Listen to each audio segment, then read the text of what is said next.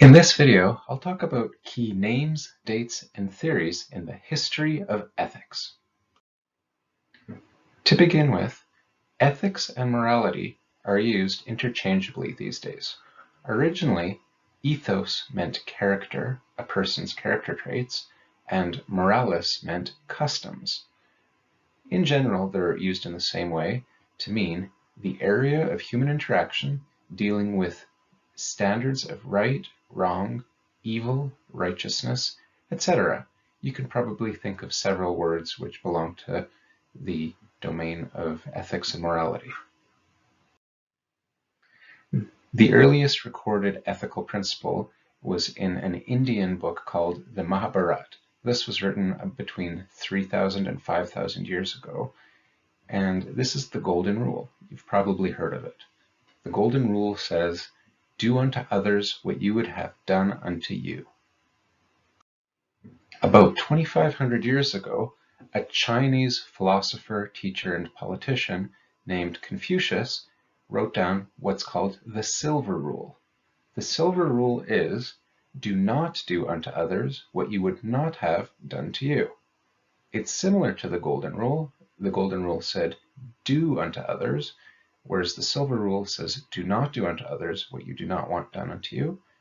In some ways, they're very similar, but in other ways, they lead to very different results. Imagine if you're dealing with someone who's a sadist or a masochist.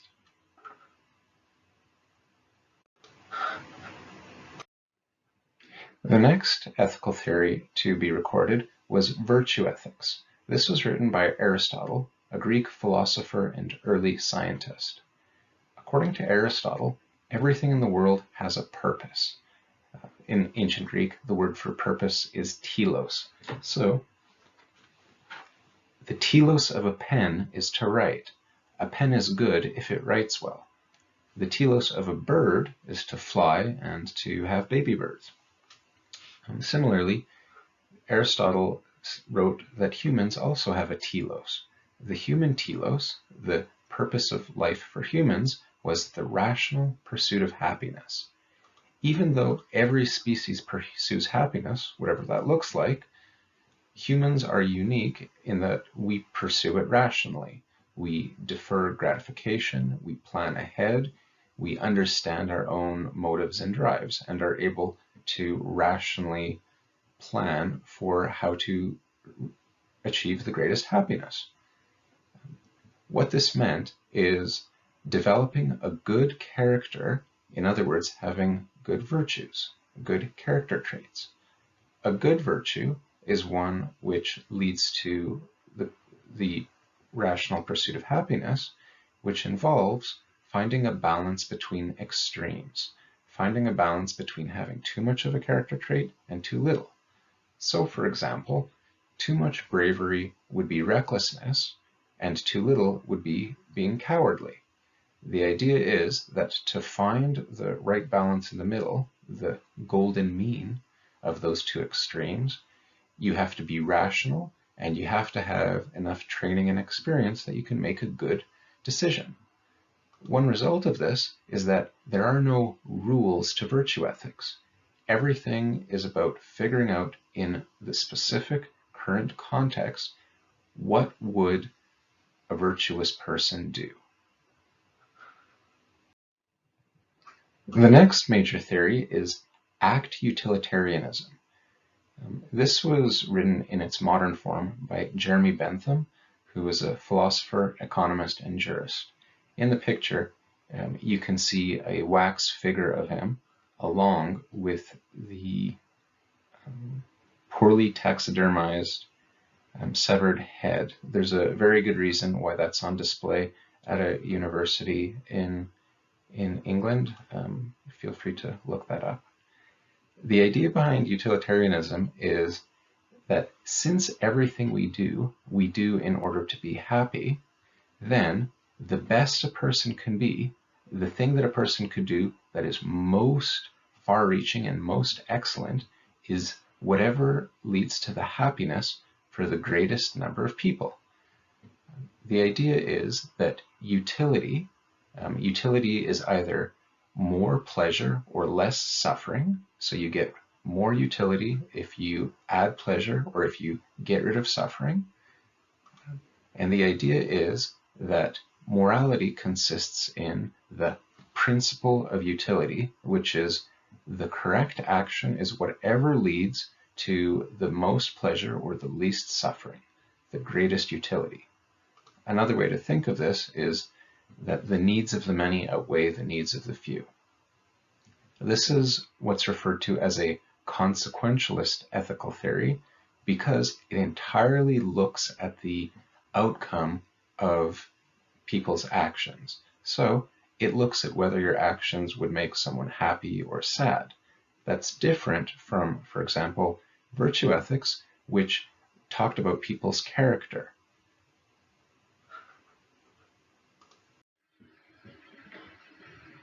The next ethical theory comes from a German named Immanuel Kant.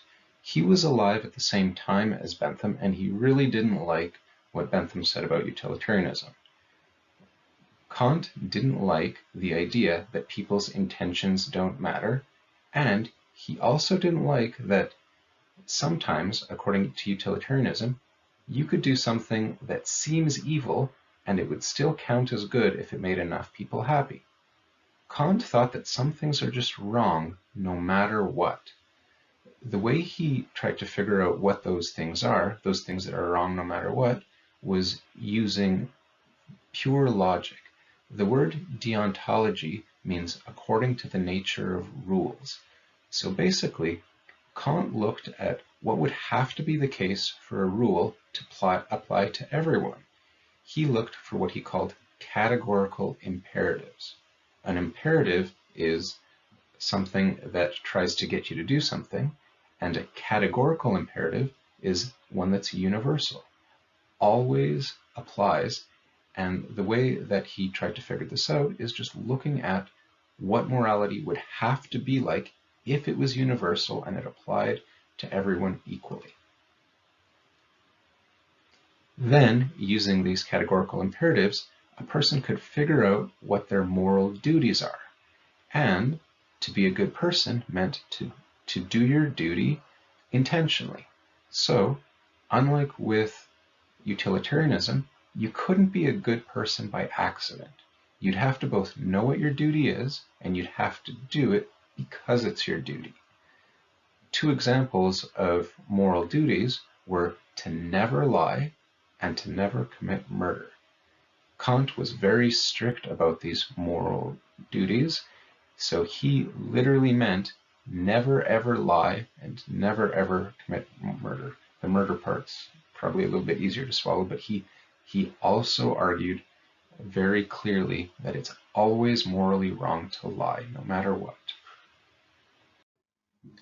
The next ethical theory was written during Kant's lifetime by someone who studied under and wanted to continue Bentham's work.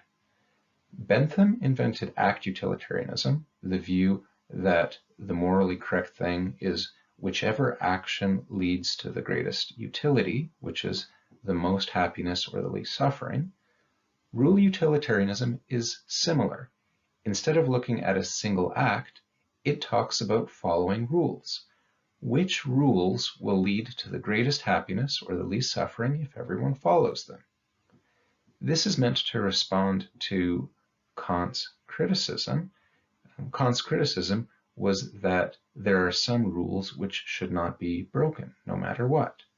So this is meant to be an improvement on act utilitarianism, but it's still similar in that it's consequentialist and looks at the outcome in terms of people's happiness. Karl Popper was a philosopher in the 20th century. He wanted to improve on the golden rule. So the golden rule, you'll remember, is do unto others as you would have done unto you, and improve on the silver rule, which is don't do unto others what you don't want done to you. The platinum rule is do unto others, wherever reasonable, as they want to be done by. So in other words, insofar as you're able to understand what other people value and appreciate, try and do that for them. And then, if everyone does that for everyone else, that would lead to a moral world. The next ethical theory also comes out of the 20th century. This was written by Simone de Beauvoir, a writer, philosopher, and activist. Part of what she wrote about is how, when we're young, we're all mystified.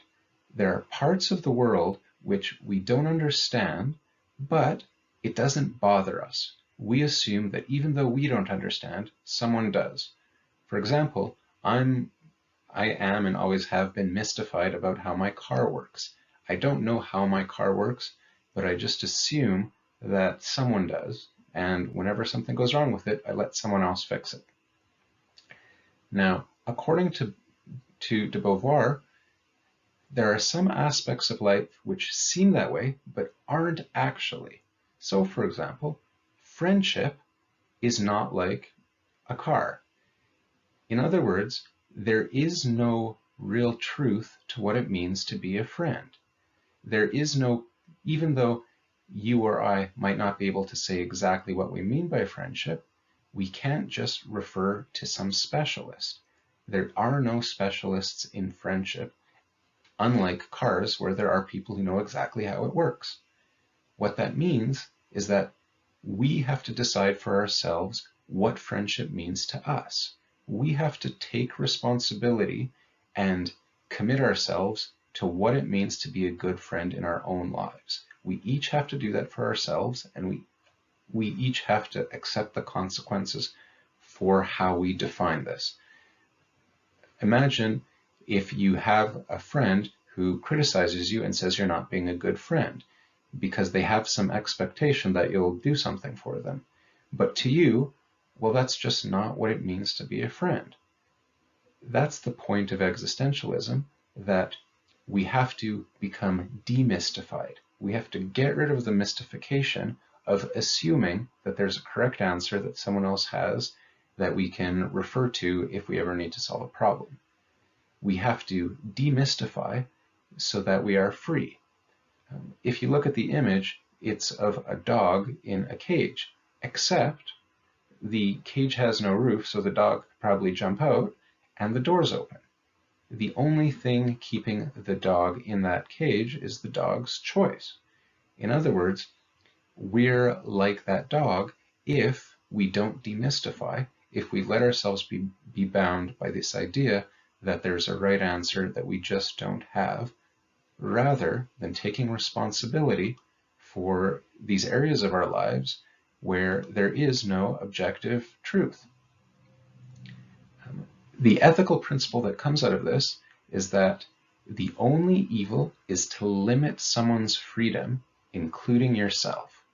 If you limit someone's freedom, then it's not even possible for them to demystify, and you've closed them off from realizing their own responsibility and their existential burden. So the essence of existential ethics is to take responsibility for aspects of your life where there is no objective rule you can refer to. The last ethical theory I'll talk about is the ethics of care. This was invented by an American professor of psychology named Carol Gilligan.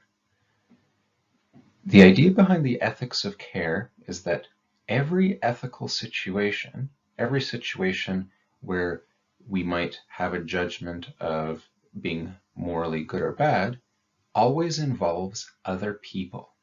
If you think about most of the other ethical theories we've talked about, they're very individualistic. It's about my actions, my character traits. On the ethics of care, it is still actually about character traits, but it's about character traits that relate to how a person connects with other people. So this one is also, in some ways, a teleological theory of ethics, where it's based on assumption of a certain human nature about what it means to thrive or to flourish. According to the ethics of care, the essential components of being a moral person is being attentive and recognizing other people's needs, being responsible, taking it upon ourselves to do good by other people, being competent. In other words, it's not enough to have good intentions, you also have to be good at helping people. And you have to be responsive. You have to consider people's actual circumstances and conditions. In other words, if someone has exceptional needs, you have to treat them differently. If you think about how we treat children, several of the ethical theories don't really have an answer as to why we should or can treat children differently. According to the ethics of care, we should treat children differently because they have different needs and different circumstances. Thank you for watching.